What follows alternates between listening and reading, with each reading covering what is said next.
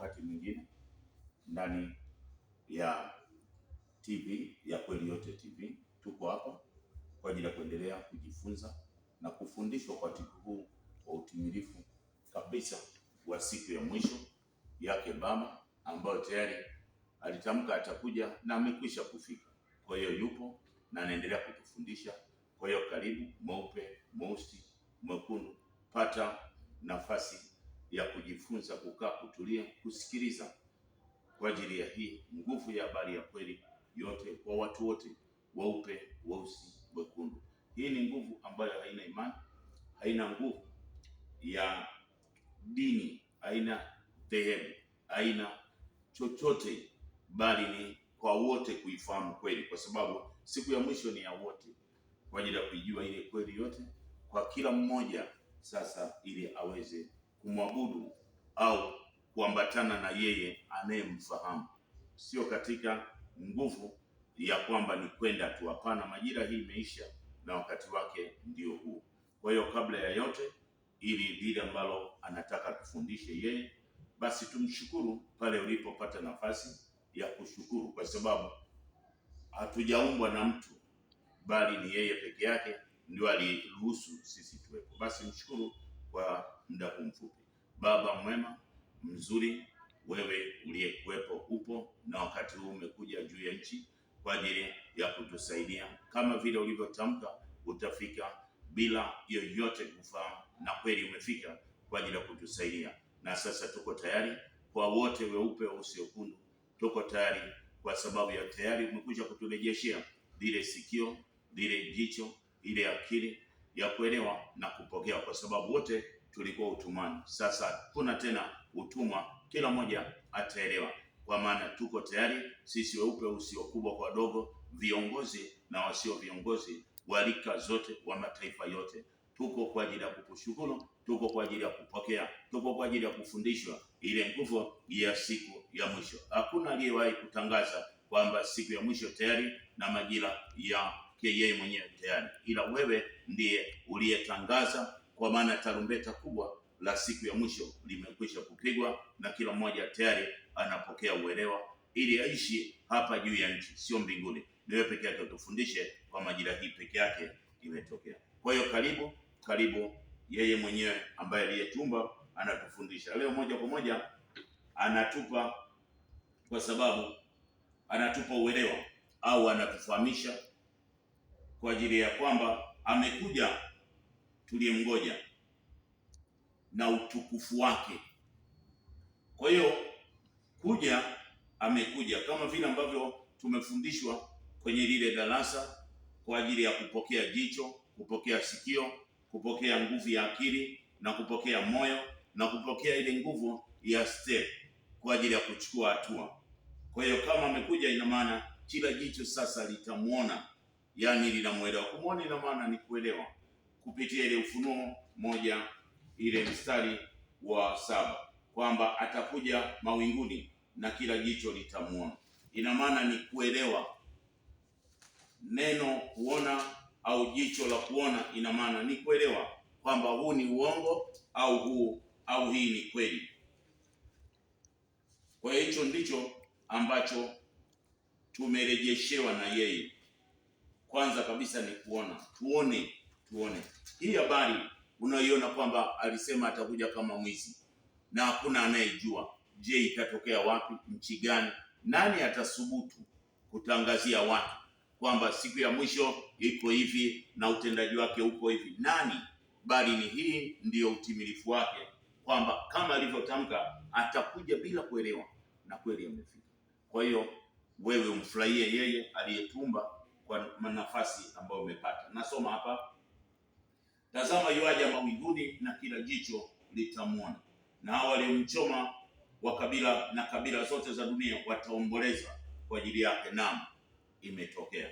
Kwa hiyo ilikuwa sasa katika ile nguvu ya kuturejeshea jicho. Ina maana ameturejeshea kwa sababu jicho tulikuwa tuliibiwa kutoka kwenye Mwanzo ile 2 ile 23 tukaibiwa. Kwa hiyo kile kuachana na baba na kuachana na mama, ina maana baba ni ile kweli yote. Adamu aliachana na kweli yote, kwa sababu ukisoma pale kabla ya uumbaji wote, Adam hakuwa na baba, hakuwa na mama, bali alionekana anamwacha baba, anamwacha mama. Kwa hiyo ukijifunza na kutazama pale, ina maana baba yake Adam ni baba muumba, ina maana ni ile sasa namna ya kumwelewa baba alikuwa nani.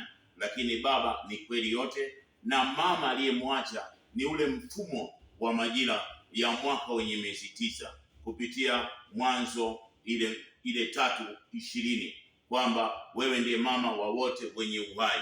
Kwa hiyo ule ndio ulikuwa mti wa uzima. Kwa hiyo ndio sasa tukawa tumenyang'anywa, baada ya sasa ya kuelewa kwamba mbingu ni nini, mawingu ni nini, na mbinguni ni wapi, na ile nguvu inayoitwa kwa ajili ya mawinguni. Ina maana haya mambo, na ile mauti na kuzimu kuielewa, ina maana haya mambo makubwa matano ndiyo yanayotupa nguvu ya lile jicho kuona, lile sikio kusikia na kupokea, hata ule moyo wa kuelewa nini ambacho kilikuwa kinatakiwa tukielewe. Sasa leo ina maana ni kuelewa na kuendelea kueleweshwa na yeye, kwamba kama yeye amekuja na tuliyemgoja amekuja na utukufu wake. Utukufu ina maana ni mfumo mwingine, sio ule mfumo tuliozoea, ule mfumo wa majira ya mwaka wenye miezi 12 katika ibada, au mwezi kuwa na siku 31. Kwa hiyo huo ni utukufu. Kwa hiyo kurudi kabisa mahali ambapo tuliondolewa, kama alivyosema kwenye Yeremia ile 29 kwamba ikifika wakati huo ataturejesha pale tulipokuwa tumeondolewa. Kwa hiyo mahali tulipoondolewa ni mahali pa majira, pa mti wa uzima na majira yake yeye.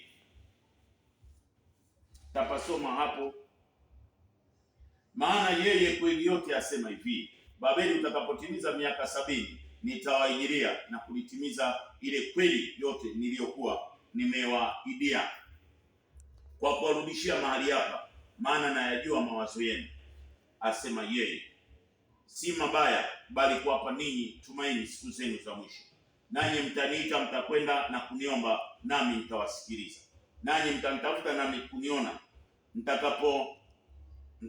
mtakaponitafuta. Kunitafuta ina maana ni kujifunza kwa moyo wenu wote na kuonekana kwenu, asema yeye. Nami nitawarudishia watu wenu waliofungwa, nami nitawakusanya ninyi, nikiwatoa katika mataifa yote, katika mahali pote nilipowafukuza, asema yeye aliyetumba, ambaye ni kweli yote. Nami nitawarejesha, nitawaleta tena hata mahali ambapo kutoka hapo naliwafanya mchukuliwe mateka. Ina maana kulikuwa kuna mahali ambapo tulichukuliwa tukahamishwa. Kwa hiyo tulipohamishwa ni pale kwenye majira ya mwaka wenye miezi 9 kuanzia ndani. Kwa hiyo mwaka haukuweza kuanzia ndani, ukaanzia nje. Kwa hiyo wakati Adam na Hawa wanamwacha baba, ina maana mfumo halisi ule wa kweli uliachana na sisi. Kwa hiyo ndio maana sasa amekuja na mfumo wake. Mfumo wake ni kalenda. Kalenda kama unavyoiona hii, mwaka wenye miezi 9, ina maana una siku 28, una miezi 9, unaanzia tumboni ndio unatoka nje. Huo ni utukufu wa kwanza kabisa. Kwa hiyo ndio maana akasema kwenye nguvu ya Ufunuo 10 ule mstari wa 1 mpaka wa 11 kwamba atakuwa ameshika kile kitabu kilichofunguliwa, kitabu cha uzima hicho ambacho ndicho kimefunguliwa sasa. Kitabu cha uzima ina maana ni yale maelezo ya kweli yote. Nasoma hapa, kisha nikaona malaika mwingine mwenye nguvu akishuka kutoka mahali pake, amevikwa wingu. Kwa hiyo malaika ni ujumbe, na upinde wa mvua juu ya kichwa chake, na uso wake ulikuwa kama jua, na miguu yake kama nguzo ya moto, na katika mkono wake alikuwa na kitabu kidogo kimefunguliwa. Akaweka mguu wake wa kuume juu ya bahari na mguu wake wa kushoto juu ya nchi. Akaweka kwenye miezi 9 ya ndani na mwaka wenye miezi 12, akitufundisha sasa kwa uhalisia. Kwa hiyo tunaona hapo akija sasa kwenye utukufu wake. Hakuna ambaye alikuwa anafahamu kwamba utukufu ndio huu, lakini utukufu ndio huu. Ndio hata hiyo Marko 13:27 inasema atakuja kwenye utukufu wake. Akija yeye, cha kwanza atatufundisha juu ya dhambi kubwa juu ya nchi. Jambo la pili ni haki, na atatufundisha na hukumu kupitia Yohana ile 16:7 mpaka 16. Kwa hiyo atatuelewesha kweli yote kama anavyotuelewesha sasa, siku baada ya siku, wakati kwa wakati, baraka kwa baraka, mpaka yeye mwenyewe ajitosheleze na kila mmoja aelewe kwamba maisha sasa ni hapa juu ya nchi, sio mbinguni, na hukumu imeanza. Kwa hiyo yale mabaya tuliyokuwa tumeyazoea kuyafanya hayana tena nafasi. Yohana 16:7. Lakini mimi nawaambia iliyo kweli, yafaa mimi niondoke, kwa maana mimi nisipoondoka, huyo msaidizi hatakuja kwenu, bali mimi nikienda zangu nitampeleka kwenu. Na akisha kuja, huyo atawahakikishia ulimwengu kwa habari ya dhambi na haki na hukumu. Kwa habari ya dhambi, kwa sababu hawakuniamini mimi. Kwa dhambi kubwa na ya kwanza ni kutokuamini. Ndio maana kanisa limeonekana kabisa kwamba lina hatia, kwa sababu wote walio ndani ya ibada, wote imani yao ni katika vitu na watu, upendo wao ni katika vitu na watu, hata ile amani yao ni katika vitu na watu. Ina maana ametukuta tumepelekwa utumwani na tuko Babeli. Ndio maana akasema kwenye Luka ile 21:34 kwamba angalieni atakapokuja asije wakakuta ni walafi, ni walevi, ni tuko kwenye masumbufu ya dunia. Kwa habari ya haki, kwa sababu mimi naenda zangu. Kwa hiyo kuwafundisha kwamba Yesu alikuja akiwa ametumwa ninyi, yeye atakuja sasa kutuelezea, ili mfumo wa kanisa usiwepo, kwa ajili ya kusimamisha ule mfumo wa nuru kwa ajili ya watu wote. Na kwa habari ya hukumu, yule mkuu wa ulimwengu amekwisha kuhukumiwa.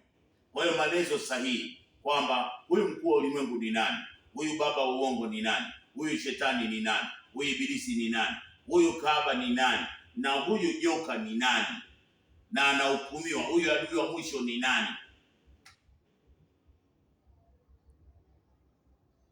Hata bado ningali na mengi ya kuambia, lakini hamwezi kuyastahimili hivi sasa. Lakini yeye atakapokuja, huyo Roho wa kweli. Kwa hiyo Roho wa kweli, moyo wa kweli, moyo wa Baba.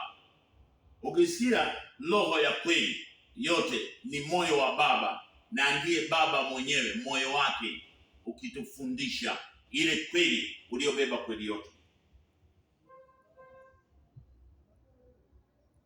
Atawaongoza awatie kwenye kweli yote, kwa maana hata nena kwa shauri lake mwenyewe, lakini yote atakayoyasikia atayanena, na mambo yajayo atawapasha habari yake. Yeye atanitukuza, yeye atamtukuza kweli yote mimi, kwa kuwa atatoa katika yaliyo ya kweli na kuwapasha habari, na yote aliyonayo basi atawaambia. Kwa hiyo tunaona hii nguvu ya majira hii sasa, kwamba amekuja na utukufu wake. Utukufu wake na maana ni kutueleza sasa habari ya Baba, habari ya ibada, habari ya dhambi, habari ya haki, habari ya hukumu. Sasa ndio anatueleza kweli yote juu ya nchi, kwa sababu hapa juu ya nchi alikuwepo baba wa uongo, alikuwepo mungu wa dunia hii ambaye ni uongo, ni udanganyifu. Kwa hiyo kama ni udanganyifu, ina maana lazima aje baba, na maana yake ieleweke kwamba huyo baba ni nani.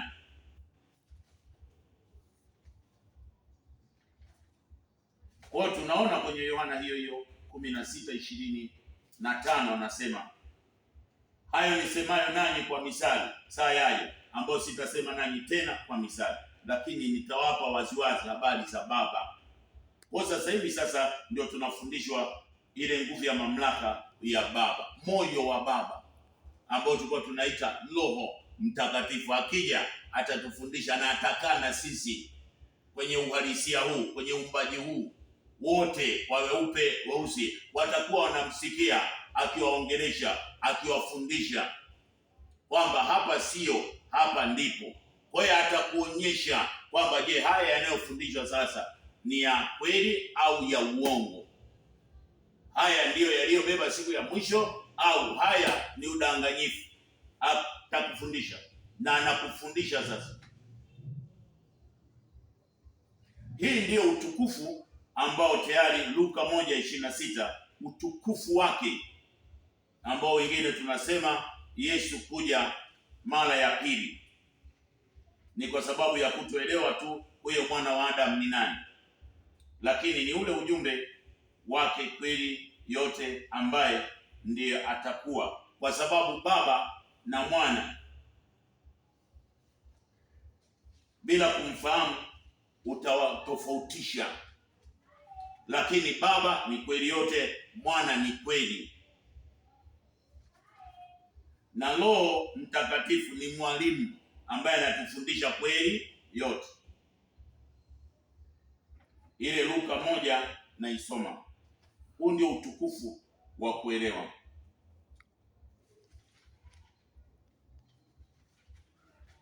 Utukufu wake ni majira, ni mwaka uliobeba siku ya mwisho.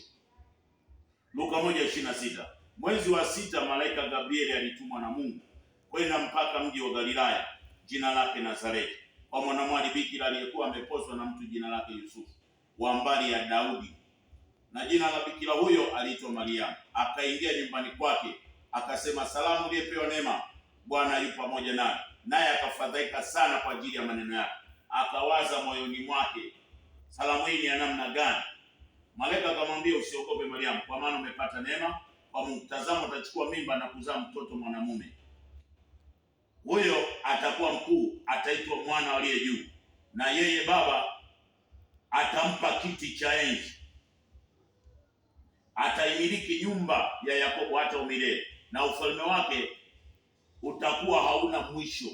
Ina maana ni ule mfumo sasa wa majira, inaanzia ndani ya mkono wa Baba, unakuja chini, unakuja kwenye tumbo, na unakuja kwenye majira ambayo ni juu ya nchi, ukiwa na mmoja. Hiyo ndio majira ya utukufu wake, ndio kalenda. Kwa hiyo Yesu mwezi wa 6 ilikuwa ni ujumbe wa Gabrieli kwenda kwa Mariamu, mpaka mwezi wa 2 ndio tunapata majira ya miezi 9, lakini alikutana na majira ya Kaisari.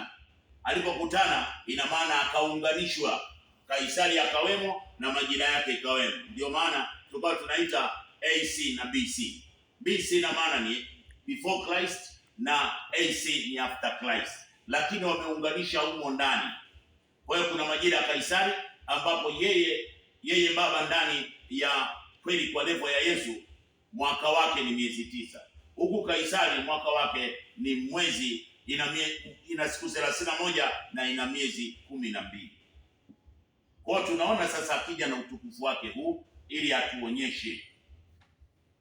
Kwa hiyo leo sasa anatuonyesha namna ambavyo ni kitu gani, ni jambo lipi au nguvu gani inatakiwa itumike juu ya nchi kwa ajili ya sisi kutuponya, kuendelea kuelewa na kutufungua na yule adui kuanguka. Tutasoma kwenye Danieli 8:12 na Yohana 8:32. Tunaona Danieli 8:32 kwamba walipoweza kuikanyaga kweli, walifanya kama wapendani. Kwa hiyo chombo kikubwa juu ya nchi kilichokanyagwa na ambacho kila mmoja akuelewa kwamba ni jambo gani ambalo lilitakiwa litumike kwenye ibada, kwenye kila kitu ambacho tulikuwa tunajua. Tulifahamu kwamba, tasoma hapa 8:12, na jeshi likaondolewa kwake pamoja na sadaka kuteketezwa ya daima kwa sababu ya makosa, nayo ikaiangusha kweli hata chini, ikatenda kama ilivyopenda na kufanikiwa. Kwa hiyo jambo kubwa walilolisimamisha kwenye uumbaji kwenye ibada zote, kila mahali. Tukiwa Babeli, kile ambacho kilitumika kabisa kutoweza kubadilisha juu ya nchi ni ile nguvu ya kutotumika kweli. Kweli ndio haikutumika, kwa sababu hata wakati anakuja kiunabii kweli kwa levo ya Yesu, akituambia kwenye Yohana 8 kwamba mtaifahamu kweli na hiyo kweli itawaweka huru. Tayari kweli ilikuwa imeshatangulia kukanyagwa. Tena mtaifahamu kweli na hiyo kweli itawaweka huru. Wakamjibu, sisi ni uzao wa Ibrahimu, wala hatujao watumwa wa mtu wakati wowote. Nao wasemaje mtawekwa huru? Huyo kweli kwa levo Yesu akawajibu, amini naambieni, kila atendaye dhambi ni mtumwa wa dhambi, wala mtumwa akae nyumbani siku zote. Mwana ambaye ni ndio kweli kwa levo ya Yesu ukaa siku zote. Basi kweli kwa levo ya Yesu akiwaweka huru, mtakuwa huru kweli kweli. Kwa hiyo hapa alikuwa na maana kweli ndio mfumo uliokuwa unatakiwa utumike, lakini kile kilichokuja kutumika juu ya nchi, kilichotangulia na kuonekana ndicho ambacho kinaweza na ndicho kilichochukuliwa na dunia, kwanza ni pumzi.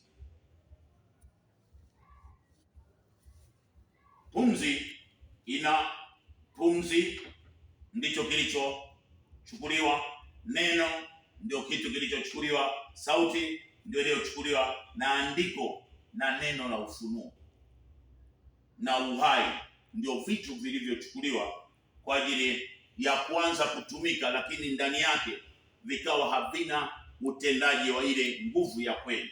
Kwa hiyo tutaangalia hapa kwamba kwa nini pumzi, kwa nini neno, kwa nini sauti, kwa nini andiko, kwa nini neno la ufunuo, kwa nini uhai, hata uzima haukuwa katika nguvu ya kutusaidia. Jibu rahisi tu na ni la kweli yote kupitia anguko la Mwanzo 2:23, Adam kumwacha kweli yote na kumwacha majira ya kweli, kwa sababu pale anamwacha baba, kwa sababu baba hatukumuelewa kwenye watu wote juu ya nchi. Ndio maana unaona Yesu kwenye nguvu ya Mathayo akasema hakuna mtu atakiwi kuitwa baba. Baba ni sifa kubwa, na kama kila mmoja ataitwa baba, ina maana baba sifa yake haitaonekana. Ndio maana unaona kila mmoja sasa anaitwa baba juu ya nchi.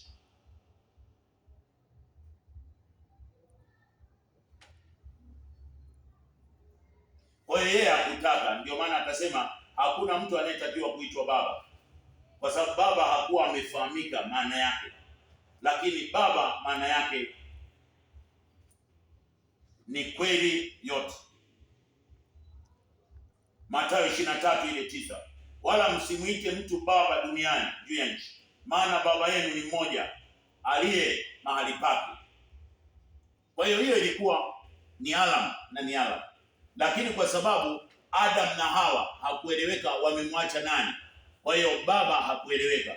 Lakini sasa tumemwelewa, baba ni kweli yote na mama ni majira ya kweli yote, yaani ile kalenda ambayo inatupa uzima ambao hakuna tena. Ina maana ni lile kosa sasa la Adam na Hawa kumwacha baba. Hiyo ndiyo nguvu ya anguko la pumzi kuondolewa kwenye nguvu ya fundisho na watu kuwa na pumzi tu ya kupumua. Yaani ni kama mmea unavyopumua, ni kama chochote kinapumua, lakini nguvu ndani yake ya uelewa inakuwa haipo. Tutaona Mwanzo 2:7 ya kwamba yeye kweli yote akamuumba mtu kwa mavumbi, akampulizia puani pumzi ya uhai, mtu akawa na uhai. Kwa hiyo baada ya Mwanzo 2:23 kumwacha baba, ile pumzi ilichukuliwa na maadui. Kwa hiyo ndio maana unaona kuna watu wanapuliza, wanatumia tu kwamba ile pumzi wanapuliza. Wakipuliza kanisa lote na uumbaji na watu wote wanaanguka. Sasa jiulize wewe, kwa nini wanaanguka? Wanaanguka kwa sababu pumzi iko mikononi mwa adui.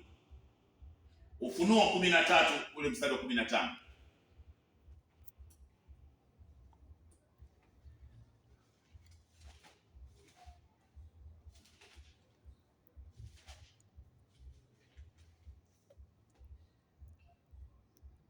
akapewa kutia pumzi katika ile sanamu ya mnyama, hata ile sanamu ya mnyama inene, na kuwafanya hao wote wasiosujudu ile sanamu, wasioisujudu ile sanamu ya mnyama wauawe. Naye awafanya wadogo kwa wakubwa, na matajiri kwa maskini, na walio huru kwa watumwa, watiwe chapa kwa mkono wao wa kuume. Hapo ndipo nguvu kubwa, kama bila kuja ile kweli yote, chapa ilikuwa inawezekana, kwa sababu mfumo ulikuwa ni wale waliokuwa na nguvu peke yake. Kwa hiyo ule mfumo sasa wa kila mmoja kupigwa chapa, hana uwezo wa kujitetea, kwa sababu vyote vya kumtetea wanavyo. Kwa hiyo tunakuja kwenye neno. Neno ni katika andiko, na ndio chombo ambacho kilionekana kama kutumika kwa ajili ya kuonekana ni nguvu ya watu wote, lakini tutaona maana halisi ya huyo neno. Hapo mwanzo kulikuwa na neno, na neno alikuwepo kwa Mungu, na neno alikuwa Mungu. Huyo mwanzo alikuwepo kwa Mungu. Vyote vilifanyika kwa huyo, wala pasipo yeye hakikufanyika chochote kilichofanyika. Ndani yake ndimo ulimokuwa uzima, na ule uzima ulikuwa nuru ya watu, nayo nuru yang'aa, wala giza alikuweza. Palitokea mtu ametumwa na yeye kuliote, jina lake Yohana. Huyo alikuwa kwa ushuhuda, ili aishuhudie ile nuru, wote wapate kuiamini kwa yeye. Huyo hakuwa ile nuru halisi, bali alikuja ili aishuhudie ile nuru. Kulikuwepo nuru halisi, amtiaye kila mmoja nuru. Kwa hiyo huyo sasa nuru hajawahi kueleweka. Nuru ni nani? Nuru. Kwa hiyo nuru si neno. Nuru ni kweli. Ndio maana Yohana hiyo 1:14, neno anafanyika mwili. Nuru hawezi kufanyika mwili, na neno alifanyika mwili akakaa kwetu kama mwana wa pekee atokaye kwa Baba, amejaa neema na kweli. Kwa hiyo ndani yake sasa huyo neno ndio alikuwa amemfunika kweli. Kwa hiyo watu na adui juu ya nchi akawa anajua namna ambavyo anacheza na akili za watu. Ndio maana unaona hata mashetani wana neno. Sasa kutofautisha neno la Mungu na neno la kawaida, hili ikawa ni shida.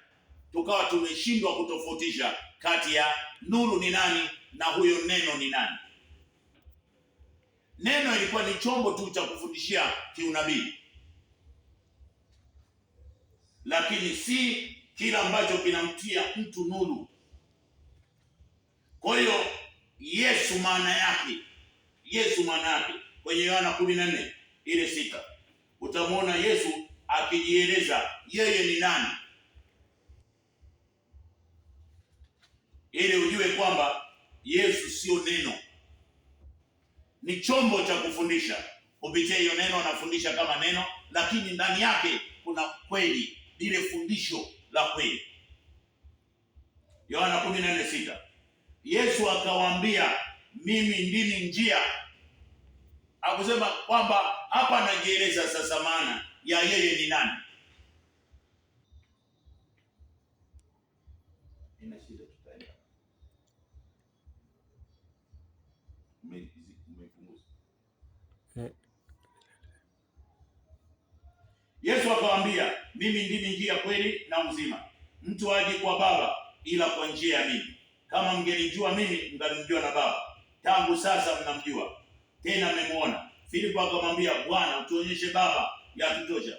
Yesu ambaye ndiye kweli kwa neema ya Yesu akamwambia, mimi nimekuwepo pamoja nanyi siku hizi zote, wewe usinijue?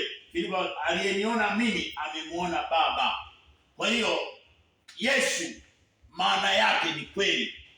Sasa kweli ndio nuru. Kwa hiyo tunaona sasa neno likifanyika kwa ajili ya wale wanaosimama kwa ajili ya Wafalme wa Kwanza 7, Wafalme wa Kwanza 17:1.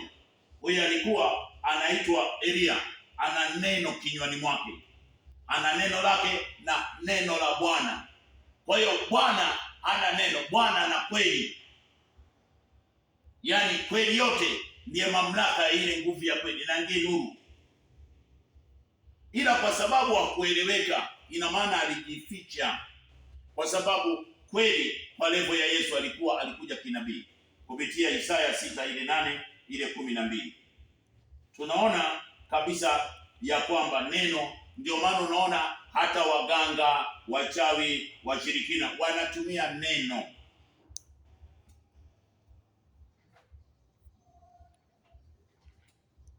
Wanatumia neno. Sasa tuone hapa kwamba na wao wanatumia neno. Yeremia 18:18.